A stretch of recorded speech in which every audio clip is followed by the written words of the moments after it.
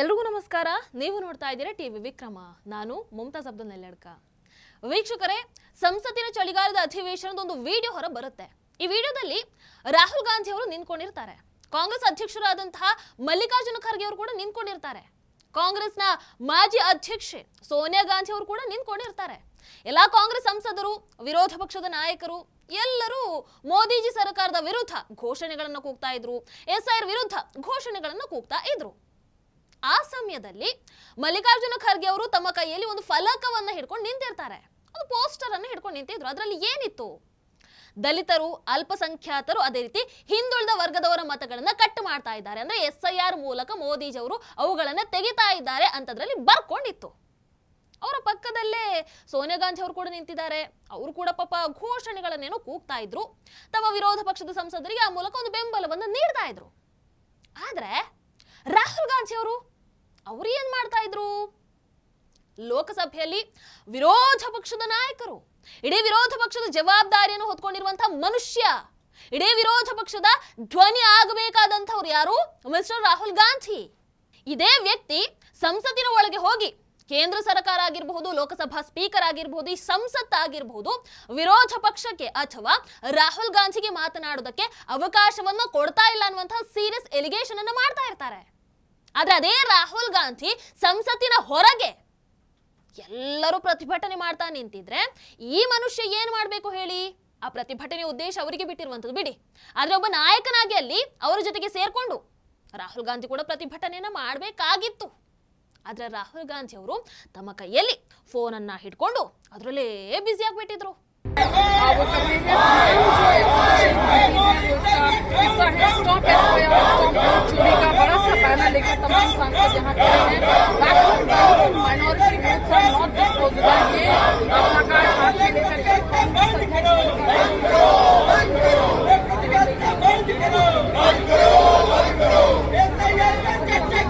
ಅಷ್ಟೆಲ್ಲ ಸಂಸತ್ ಅಧಿವೇಶನ, ಈಗಿನ ಚಳಿಗಾಲದ ಅಧಿವೇಶನದ ಮೊದಲ ದಿನ ವಿರೋಧ ಪಕ್ಷದ ಸಂಸದರ ಸಭೆ ಕೂಡ ನಡೆಯುತ್ತೆ.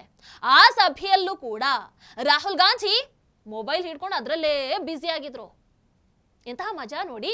ಇದೇ ರಾಹುಲ್ ಗಾಂಧಿ ಅಲ್ವಾ ಒಂದ್ ಸ್ವಲ್ಪ ದಿನಗಳ ಹಿಂದೆ ಒಂದು ಸಾರ್ವಜನಿಕ ಸಭೆಯಲ್ಲಿ ನಿಂತ್ಕೊಂಡು ದೇಶದ ಯುವಕರಿಗೆ ಉಚಿತ ಡೇಟಾ ಸಿಕ್ಕಿಬಿಟ್ಟಿದೆ, ಅವರೆಲ್ಲರೂ ಕೂಡ ಫೋನ್ ಅಲ್ಲಿ ಬ್ಯುಸಿ ಆಗಿಬಿಟ್ಟಿದ್ದಾರೆ ಅಂತ ಹೇಳುವಂಥದ್ದು. आम युवा 6-7 घंटे मोबाइल फोन पे रील्स देखता है.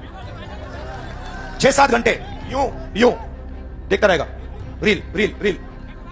और भैया ये जो फोन है जिस पे वो रील देख रहा है, बनाया किसने? ये चाइना के युवा ने. चाइना के युवा ने बनाया और हिंदुस्तान के अरबपतियों ने चाइना का माल हिंदुस्तान में बेचा. रोजगार छीन लिया. चाइना के युवा को फायदा हो रहा है और हमारा जो युवा 7-7 घंटे रील देख रहा है. ಈಗ ನೋಡಿದ್ರೆ ಅದೇ ಮನುಷ್ಯ ಫೋನ್ ಯೂಸ್ ಮಾಡೋದ್ರಲ್ಲಿ ಬ್ಯುಸಿ ಆಗಿರ್ತಾರೆ. ಅಕ್ಕಪಕ್ಕದಲ್ಲಿ ಏನ್ ನಡೀತಾ ಇದೆ, ಏನಿದೆ ಅದ್ಯಾವುದೂ ಕೂಡ ಗಮನಕ್ಕೆ ಬಾರದಷ್ಟು ಫೋನ್ ಒಳಗೆ ಯುವ ನಾಯಕ ರಾಹುಲ್ ಗಾಂಧಿ ಅವರು ಮುಳುಗ್ ಹೋಗ್ಬಿಟ್ಟಿದ್ದಾರೆ. ರಾಹುಲ್ ಗಾಂಧಿ ಅವರೇ ಮೋದಿಜಿ ಸರ್ಕಾರ ಫ್ರೀ ಡೇಟಾ ಕೊಟ್ಟು ಯುವಕರನ್ನ ಹಾಳು ಮಾಡಿದೆ, ಅದು ಇದು ಅಂತ ಏನೇನೋ ಹೇಳ್ತಾ ಇದ್ರಲ್ವಾ.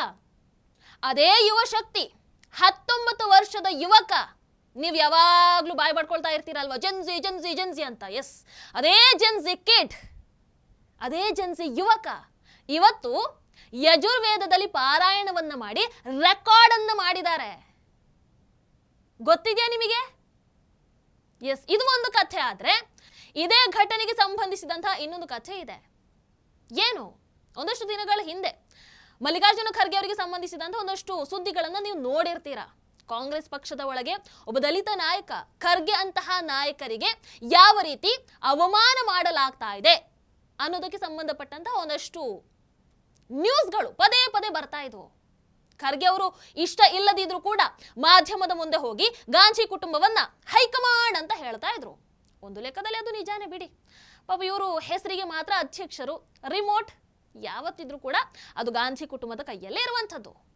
ನಮ್ಮ ದಲಿತ ಸಮಾಜ, ನಮ್ಮ ಆದಿವಾಸಿ ಸಮಾಜ ಇವರೆಲ್ಲರೂ ಕೂಡ ತುಂಬಾ ಅಮಾಯಕರ್ರಿ. ಇವರಿಗೆ ಕುತಂತ್ರ ಮಾಡೋದಕ್ಕೆ ಬರಲ್ಲ. ಅವ್ರಿಗೆ ಗೊತ್ತಿರುವಂಥದ್ದು ಒಂದೇ, ನಿಷ್ಠಾವಂತರಾಗಿರ್ಬೇಕನ್ನುವಂಥದ್ದು.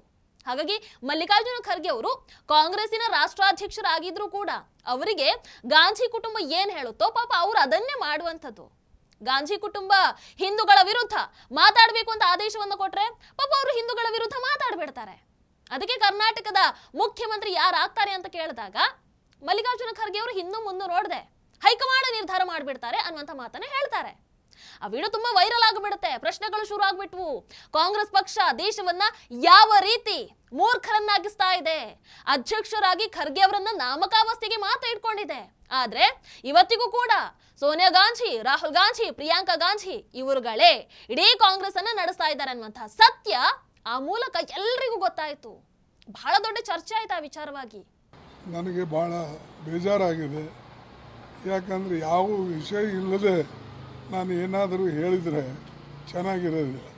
ಆದರೆ ನಿಮಗೆ ಒಂದು ವಿಶೇಷ ವಿನಂತಿ ಅಂದರೆ ನನ್ನ ಹತ್ರ ಹೇಳೋಕ್ಕೆ ಏನೂ ಇಲ್ಲ.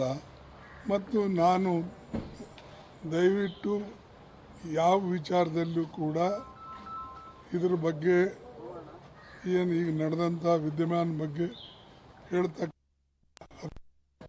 ತಾವು ಪದೇ ಪದೇ ಇಲ್ಲಿ ನಿಂತು ನಿಮ್ಮ ಸಮಯನೂ ಹಾಳ ಮತ್ತು ನನಗೂ ಬೇಜಾರಾಗ್ತದೆ ಈ ಚಳಿಯಲ್ಲಿ ನಿಂತು. ಅದಕ್ಕೆ ದಯವಿಟ್ಟು ಏನಿರೋದು ಹೈಕಮಾಂಡ್ ಮಾಡ್ತದೆ. ಅದಕ್ಕಾಗಿ ತಾವು ಇದ್ರ ಬಗ್ಗೆ ಹೆಚ್ಚಿನ ತಲೆ ಕೆಡಿಸ್ಕೊಳ್ತಕ್ಕಂಥದ್ದು ಸರಿಯಲ್ಲ. Thank you. ಏನಿರೋದು ಹೈಕಮಾಂಡ್ ಮಾಡ್ತದೆ. ಅದಕ್ಕಾಗಿ ತಾವು ಇದ್ರ ಬಗ್ಗೆ ಹೆಚ್ಚಿನ ತಲೆ ಕೆಡಿಸ್ಕೊಳ್ತಕ್ಕಂಥದ್ದು ಸರಿಯಲ್ಲ. Thank you. ಆಗ ಸೋನಿಯಾ ಗಾಂಧಿ ಬಹುಶಃ ಮಲ್ಲಿಕಾರ್ಜುನ ಖರ್ಗೆ ಅವರನ್ನ ಕರೆಸಿ, ನಾನು ನಿಮಗೆ ಹೇಳಿದ್ದೆ ಅಲ್ವಾ ಸಾರ್ವಜನಿಕವಾಗಿ ಹೀಗೆಲ್ಲ ಹೇಳಬಾರ್ದು ಅಂತ, ಆ ರೀತಿ ಕೇಳಿರಬಹುದು. ಅದಕ್ಕೆ ಮತ್ತೊಂದು ಸ್ಟೇಟ್ಮೆಂಟ್ ಅನ್ನು ಕೊಡ್ತಾರೆ. ಅದಕ್ಕೆ ಸಂಬಂಧಪಟ್ಟಂತ ಒಂದು ವಿಡಿಯೋ ಬಂದಿತ್ತು. ಅದ್ರಲ್ಲಿ ಏನ್ ಹೇಳ್ತಾರೆ, ನಾನೇ ಹೈಕಮಾಂಡ್ ಅಂತ ಹೇಳ್ತಾರೆ. ಯಾರು? ಮಲ್ಲಿಕಾರ್ಜುನ ಖರ್ಗೆ ಅವರು. ಕಾಂಗ್ರೆಸ್ ಪಕ್ಷ ಕೇವಲ ಕಾರ್ಯಕರ್ತರ ಮೇಲೆ ಅಥವಾ ದೇಶದ ಮೇಲೆ ಸರ್ವಾಧಿಕಾರವನ್ನು ನಡೆಸ್ತಾ ಇಲ್ಲ. ಕಾಂಗ್ರೆಸ್ ಪಕ್ಷ ಎಲ್ಲಾ ರೀತಿಯಲ್ಲೂ ಕೂಡ ಸರ್ವಾಧಿಕಾರವನ್ನು ನಡೆಸ್ತಾ ಇದೆ. ಅಲ್ಲಿ ಸರ್ವಾಧಿಕಾರವನ್ನು ನಡೆಸ್ತಾ ಇರೋರು ಯಾರು? ಗಾಂಧಿ ಕುಟುಂಬ. ಒಂದು ಕುಟುಂಬಕ್ಕೆ ಮಾತ್ರ ಸೇರಿರುವಂತದ್ದು. ವೀಕ್ಷಕರಲ್ಲಿ ಮಲ್ಲಿಕಾರ್ಜುನ ಖರ್ಗೆ ಅವರು ಕೈಯಲ್ಲಿ ಫಲಕವನ್ನು ಹಿಡ್ಕೊಳ್ತಾರೆ, ಪೋಸ್ಟರ್ ಬ್ಯಾನರ್ ಗಳನ್ನ ಹಿಡ್ಕೊಳ್ತಾರೆ, ಘೋಷಣೆಗಳನ್ನ ಕೂಗ್ತಾರೆ. ಅವರ ಪಕ್ಕದಲ್ಲಿ ಸೋನಿಯಾ ಗಾಂಧಿ ಅವರು ಕೂಡ ಸಾಮಾನ್ಯರ ಹಾಗೆ ನಿಂತ್ಕೊಳ್ತಾರೆ. ರಾಹುಲ್ ಗಾಂಧಿ ಆರಾಮಾಗಿ ನಿಂತ್ಕೊಳ್ತಾರೆ. ಅವರಂತೂ ಬಿಡಿ, ಅದೇ ನಾನು ಆಗ್ಲೇ ಹೇಳಿದ್ನಲ್ವಾ, ಮೊಬೈಲ್ ನೋಡೋದ್ರಲ್ಲಿ ಬ್ಯುಸಿ ಆಗಿರ್ತಾರೆ. ಈಗ ಪ್ರಶ್ನೆ ಏನು ಅಂತಂದ್ರೆ, ಖರ್ಗೆ ಅವರ ಜೊತೆಗೆ ನಿಂತ್ಕೊಂಡು ಈ ರೀತಿಯ ವರ್ತನೆ ಯಾಕೆ? ಎಷ್ಟು ಸರಿ? ರಾಹುಲ್ ಗಾಂಧಿ ಅವರು ಕೈಯಲ್ಲಿ ಒಂದಷ್ಟು ಪೋಸ್ಟರ್ಗಳನ್ನ ಹಿಡ್ಕೊಂಡು ನಿಂತು ಅದೇ ರೀತಿ ಖರ್ಗೆ ಅವರು ಪಕ್ಕದಲ್ಲಿ ನಿಂತ್ಕೊಂಡು ಮೊಬೈಲ್ ಅನ್ನ ಬಳಸ್ತಾ ಇದ್ರೆ ಹೆಂಗಿರ್ತಾ ಇತ್ತು? ಆ ರೀತಿ ಯಾವತ್ತಾದ್ರೂ ನೋಡಿದೀರಾ? ನೋಡಿರೋದಕ್ಕೆ ಚಾನ್ಸ್ ಇಲ್ಲ, ಅದು ನಡೆಯೋದು ಇಲ್ಲ. ಯಾಕೆ ಅಂತಂದ್ರೆ ರಾಹುಲ್ ಗಾಂಧಿ ಹೈಕಮಾಂಡ್.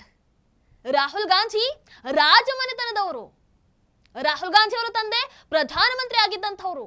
ರಾಹುಲ್ ಗಾಂಧಿ ಅವರ ಅಜ್ಜಿ ಪ್ರಧಾನಮಂತ್ರಿ ಆಗಿದ್ದಂಥವ್ರು. ರಾಹುಲ್ ಗಾಂಧಿ ಅವರ ತಾಯಿ ಸ್ವಯಂ ಘೋಷಿತ ಪ್ರಧಾನಮಂತ್ರಿ ಆಗಿದ್ದಂಥವ್ರು.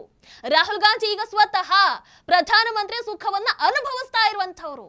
ವೀಕ್ಷಕರೇ, ನೀವು ಗಮನಿಸಿರಬಹುದು 2004ರಿಂದ 2014ರ ನಡುವೆ ಪ್ರಧಾನಮಂತ್ರಿ ಆಗಿದ್ದಂಥವ್ರು ಯಾರು? ಮನಮೋಹನ್ ಸಿಂಗ್. ಆದ್ರೆ ಅಲ್ಲಿ ಆದೇಶಗಳ ಪಾಲನೆ ಆಗ್ತಾ ಇದ್ದಂಥದ್ದು ಯಾರ್ದು? ಗಾಂಧಿ ಕುಟುಂಬದ್ದು.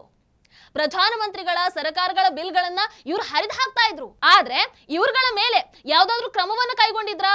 ಇಲ್ಲ. ಯಾಕೆ ಅಂತಂದ್ರೆ ಇವರು ರಾಜಮನೆತನದವರು, ಹೆಂಗ್ ತಗೊಳ್ಳೋದಕ್ಕಾಗತ್ತೆ? ಅದೇ ಮಲ್ಲಿಕಾರ್ಜುನ ಖರ್ಗೆ ಅವರು ಪಾಪ ಬಡ ಕುಟುಂಬದಿಂದ ಬಂದಂತಹ ನಾಯಕ, ನೆಲದಿಂದ ಮೇಲೆದ್ದಂತಹ ನಾಯಕ, ಒಬ್ಬ ದಲಿತ ನಾಯಕ, ಜಾತಿವಾದಿ. ರಾಹುಲ್ ಗಾಂಧಿ 24 ಗಂಟೆಗಳ ಕಾಲ ದೇಶಕ್ಕೆ ದಲಿತ ವರ್ಗದವರ ಬಗ್ಗೆ ಮಾತಾಡ್ತಾರೆ, OBC ವರ್ಗದವರ ಬಗ್ಗೆ ಮಾತಾಡ್ತಾರೆ, ಆದಿವಾಸಿಗಳ ಬಗ್ಗೆ ಮಾತಾಡ್ತಾರೆ. ಸ್ವತಃ ರಾಹುಲ್ ಗಾಂಧಿ ಅವರೇ ಜಾತಿವಾದದ ಮನಸ್ಥಿತಿಯಲ್ಲಿ ಮುಳುಗಿದ್ದಾರೆ. ನಾನಿಷ್ಟು ದೊಡ್ಡ ಕುಟುಂಬದ ವ್ಯಕ್ತಿ, ನಾನು ಪ್ರಧಾನಿ ಕುಟುಂಬದ ವ್ಯಕ್ತಿ, ನಾನು ಫಲಕ ಹಿಡಿಯೋದಾ, ನಾನು ಪ್ರತಿಭಟನೆ ಮಾಡಬೇಕಾ ಅಂತಹ ಅಹಂಕಾರ ಇರುತ್ತೆ. ಅದೇ ಮಲ್ಲಿಕಾರ್ಜುನ ಖರ್ಗೆ ಅವರಾದ್ರೆ ಬಡ ಕುಟುಂಬದಿಂದ ಬಂದಂತಹ ವ್ಯಕ್ತಿ, ದಲಿತರು. ಅವರ ತಂದೆ ಪ್ರಧಾನಮಂತ್ರಿ ಆಗಿರಲಿಲ್ಲ, ಅವರ ಅಜ್ಜಿ ಪ್ರಧಾನಮಂತ್ರಿ ಆಗಿರಲಿಲ್ಲ. ಕಾಂಗ್ರೆಸ್ ಪಕ್ಷದ ಕಾರ್ಯಕರ್ತನಾಗಿ ಅದ್ಭುತವಾಗಿ ಕೆಲಸವನ್ನ ಮಾಡಿದ್ದಾರೆ. ಇವರಿಗೆ ಅದೇ ಬೇಕಾಗಿರುವಂಥದ್ದು, ಕಾಂಗ್ರೆಸ್ ಪಕ್ಷದ ಕಾರ್ಯಕರ್ತನಾಗಿ ಕೆಲಸವನ್ನು ಮಾಡಲಿ, ನಾವು ಹೈಕಮಾಂಡ್ ಆಗಿ ಆದೇಶಗಳನ್ನು ನೀಡ್ತೀವಿ, ಅವರದನ್ನ ಫಾಲೋ ಮಾಡಲಿ. ಇದು ಗಾಂಧಿ ಕುಟುಂಬದ ಮನಸ್ಥಿತಿ.